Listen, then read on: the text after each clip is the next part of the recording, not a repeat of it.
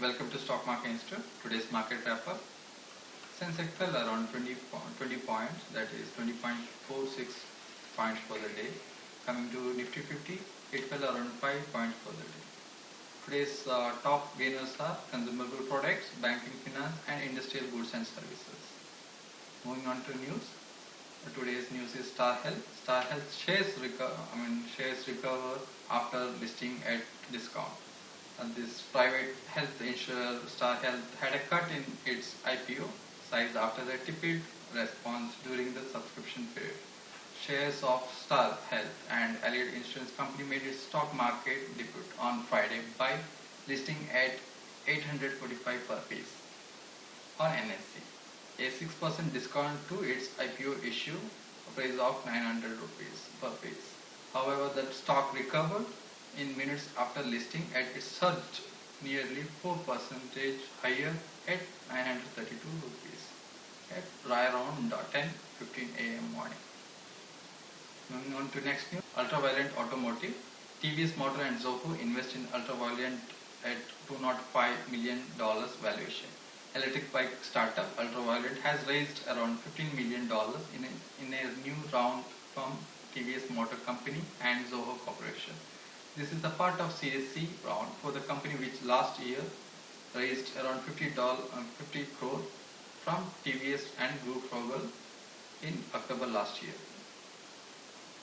The Ultraviolent has approved the allotment of 5909 Series B preference shares at a issue price at on 90.384 per share to raise 112.5 crore regulatory fillings with the Register of Companies (ROC) shop.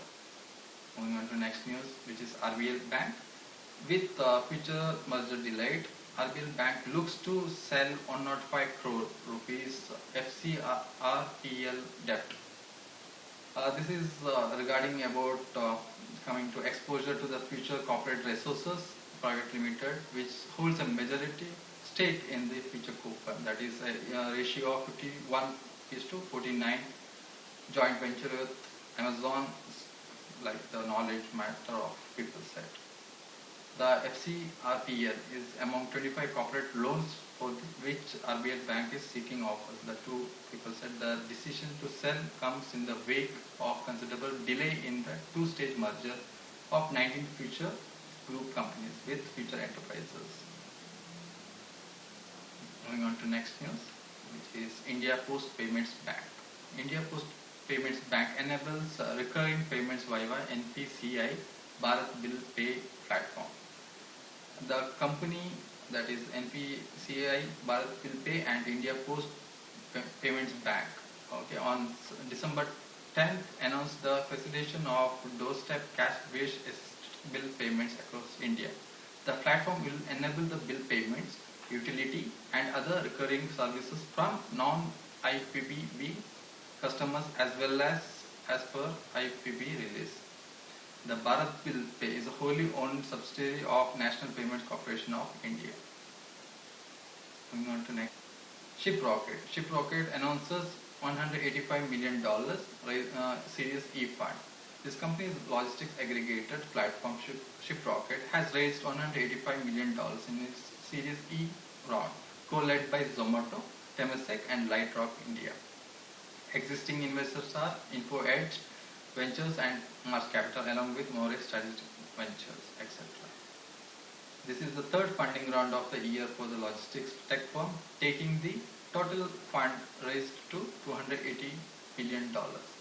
Last month, Zomato had signed native documents for investing around $75 million in Shiprocket for about 8% stake as a part of the current round. This roughly valued the Shiprocket at over $930 million. Today's top gainer, that is Asian Paints, increased 3.29% for the day.